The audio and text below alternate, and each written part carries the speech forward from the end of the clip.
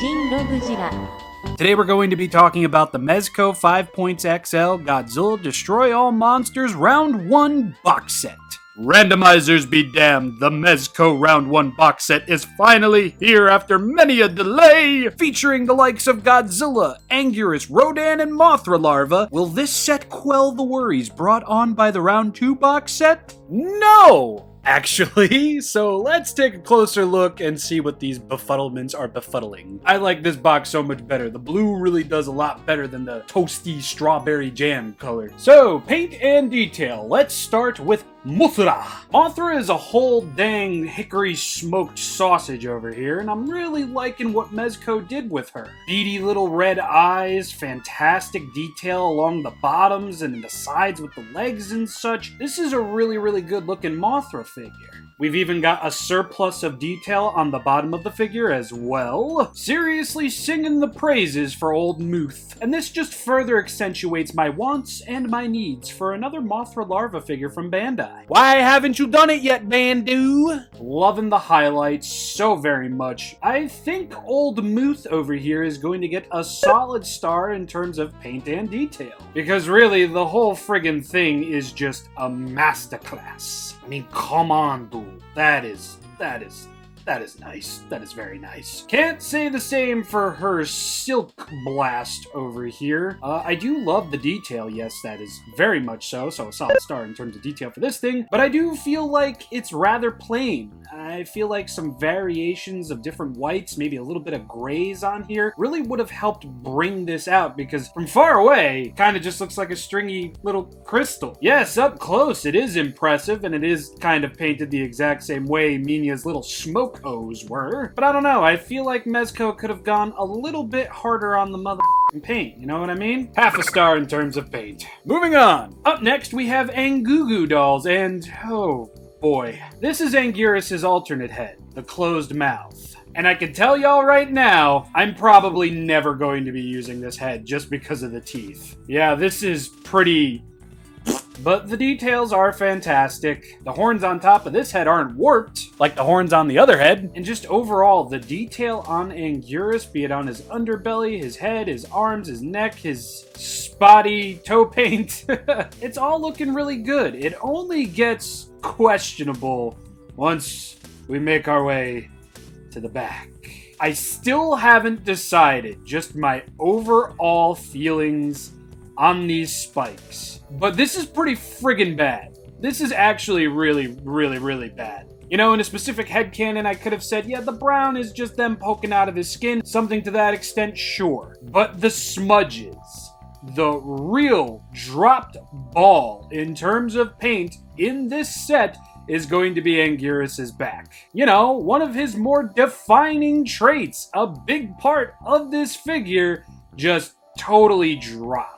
This breaks my heart to say because I don't have much of Anguirus, and now that I finally have another, I was really hoping he would be a banger, an absolute wedding singer, and what we got was this. I really don't know what to attribute this to. I do imagine that Mezco probably didn't want the shell to be coated in this color, and it's like, yeah, I get that, but some of these just look like y'all barely even tried. I mean, why is there paint like this on these? Why do they look like upside down ice cream cones with the chocolate sauce leaking out the bottoms? Why do these look as bad as they do, while the ones on the tail look a bajillion times better? Not without flaws, yes, but still, yet again, a bajillion times better. This absolutely sunk my heart when I first saw it. $85 before shipping, $100 after shipping. Yeah, it's only one piece in a 4-piece set, but come on. Leaky ice cream cone back, Anguirus? That being said, the paint on the skin does look rather nice. Really accentuates the different kinds of scales and details that you'll be getting. He will not be without splooches though, unfortunately.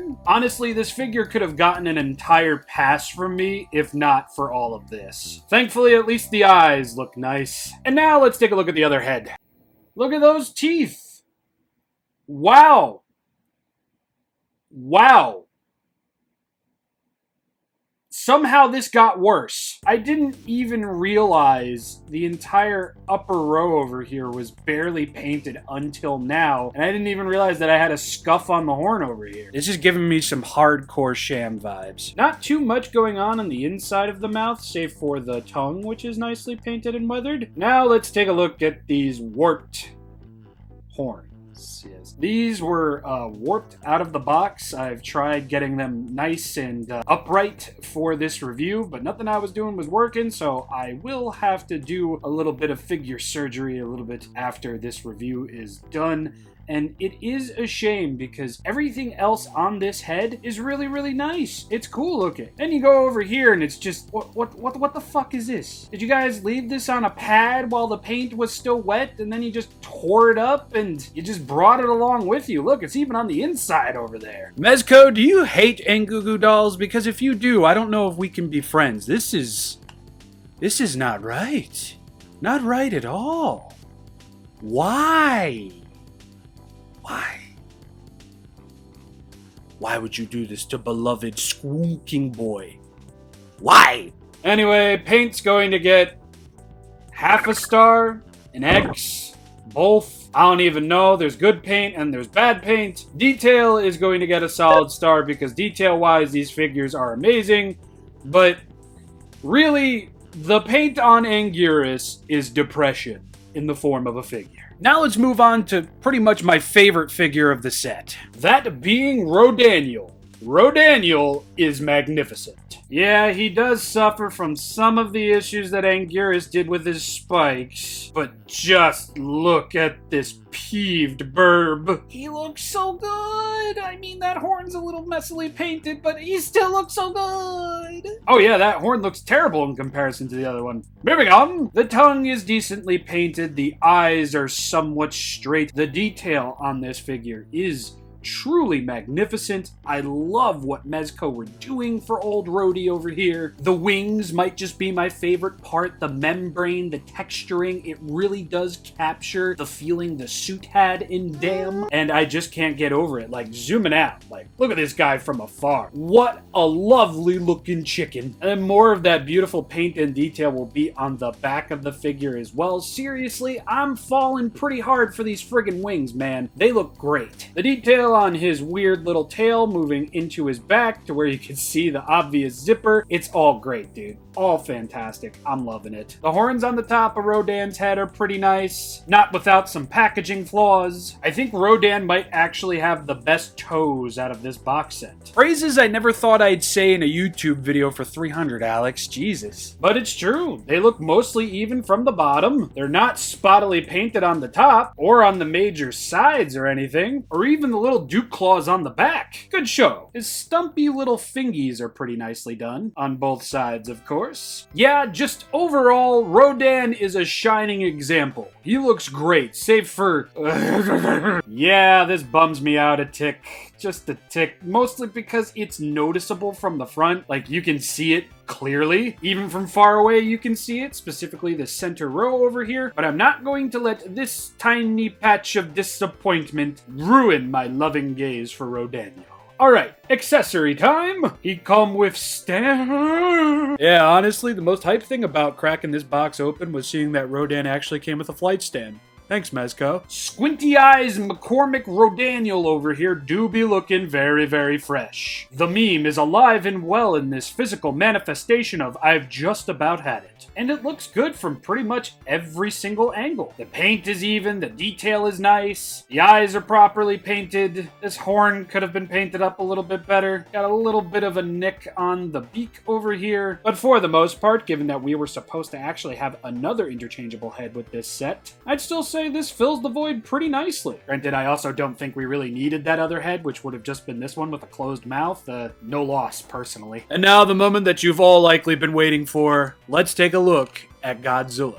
Don't move. Here he is, Godzilla, and what in the actual shit donkey is this white streak over here? Mezco, what are you trying to imply here?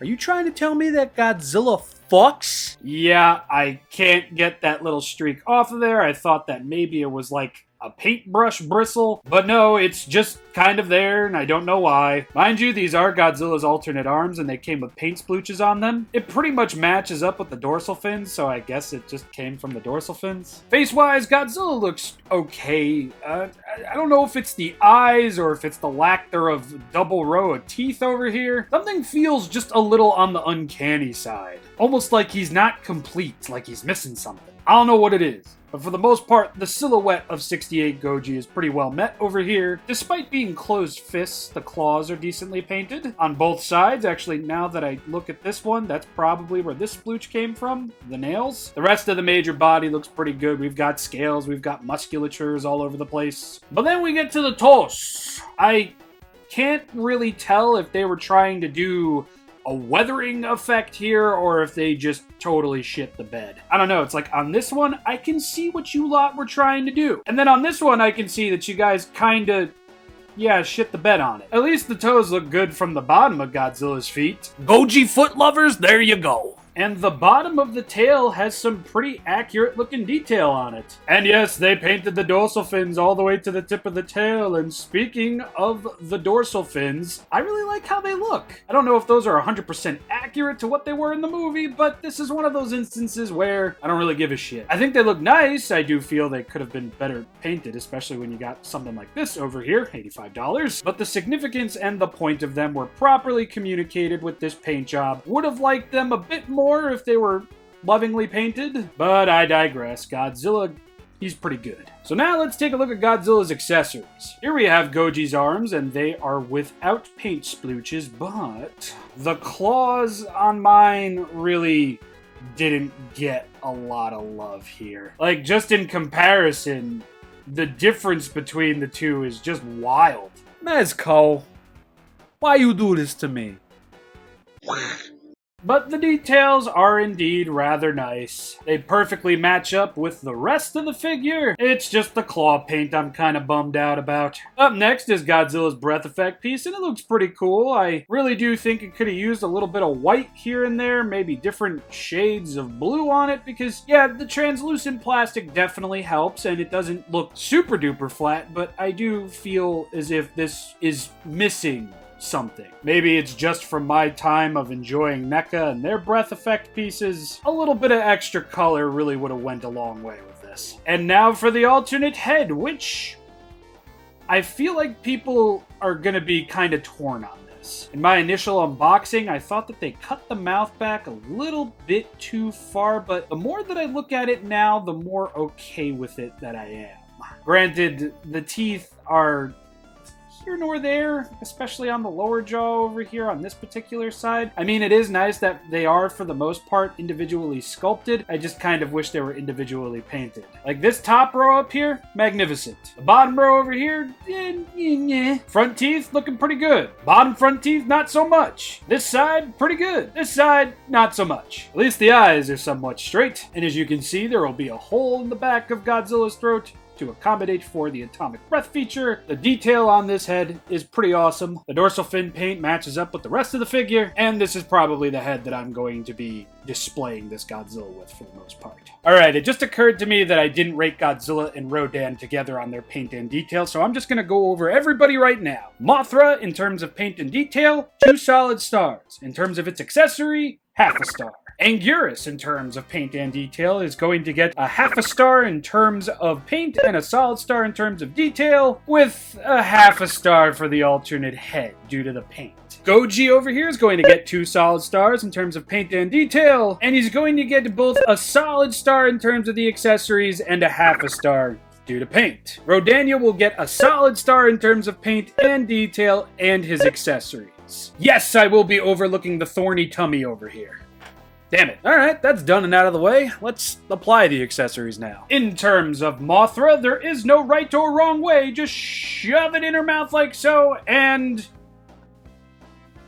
yeah, it kind of just flops about in there. And I'm kind of bummed out about that. I kind of wish that, you know, it just stayed like that, but it doesn't. It kind of just leans forward like so. This isn't an accessory, but I just wanted to bring it up. She's got beads inside of her. So she got the shaka shaka. I imagine these beads were included simply because Mothra is at like that angle right there, and if you were to put the breath effect piece in there, she'd probably just tipped over had she not been weighed down by the shaka shaka. I dig this though. Quite a lot. Back to the figures now. But yeah, the instructions kind of tell you to do the same thing. There really isn't no right or wrong way to do it. I mean, I could just show you the instructions. Yeah, they're just like, put it in her friggin' mouth, that's it. And Goo Goo Dolls can... just like so. Intentional plug. If you've been enjoying this video up until now, you should hit that subscribe button, hit the like button, ring the bell, and all that stuff. Maybe further support the channel via social media. I'm on Facebook, Twitter, Instagram, TikTok, all that good stuff. And if you want to take the support to a further level, I have a Patreon page where if you pledge $1 a month, you get access to all my bonus materials. Pictures, videos, extended cuts of videos, bloopers, the whole 9 yards. It's all there. Back to the figures now. I'm pretty sure you could guess what happens next. Just, there you go. Squeal! My copy of Rodan can't stand without the stand. I've tried messing about with the legs, and it's just not happening. Maybe if I move the arms forward a little, no. So yeah, definitely, you're gonna want to keep him on the stand. We are going to rip off his Burby head. We're going to put the meme head on him so he looks like this. You're going to look at your stand, and it's going to cup his crotch like so. You definitely want the Y part to be under the little spikerinos over here. And there you go. He's flying. And he hasn't fallen off the stand once since applying him to it the many times that I have. And yeah, man, it's pretty solid. I'm about it. Although, not gonna lie, Rodan peering up like this with that sneer on his face, it's pretty based.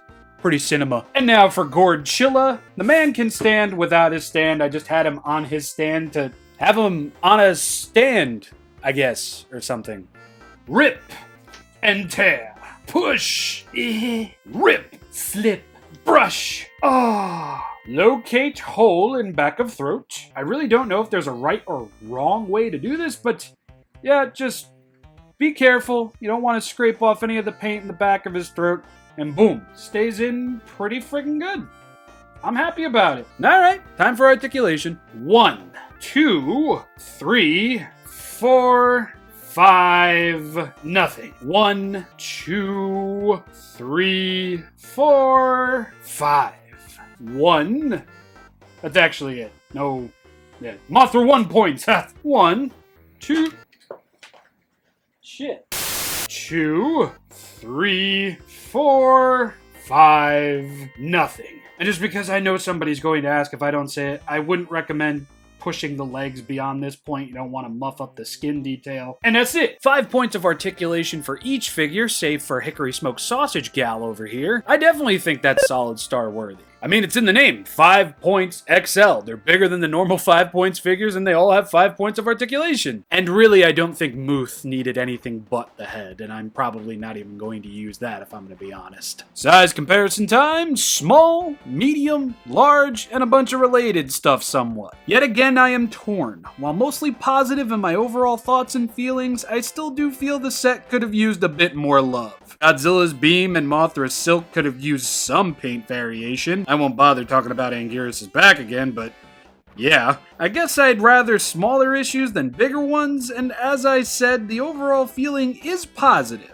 $85 for 4 sizable figures and accessories? Hell yeah. But $100 after shipping? Yeah, I do feel a tad bit robbed. Just a tad. Here's to hoping that the Mothra and Hedorah sets are without some of these major issues. And here they all are, side by side. I don't know the official measurements or anything like that, but if you had to ask me, Rob, do these look like they're in scale with one another, comparable to the movie? I'd say, yeah, this is pretty dang close, dude. Yeah, the people who haven't been turned away by the size and the price of these are likely going to be steering clear due to the QC issues on top of those two things. Me, I'm still gonna go through with my pre-orders of the Mothra set and the Godzilla vs. Hedorah set. We'll be talking about them as they release, whenever they release. I'm sad to say that it's a mixed bag because I really do like what I'm seeing here. These are great figures. I just wish a little bit more care was injected into them.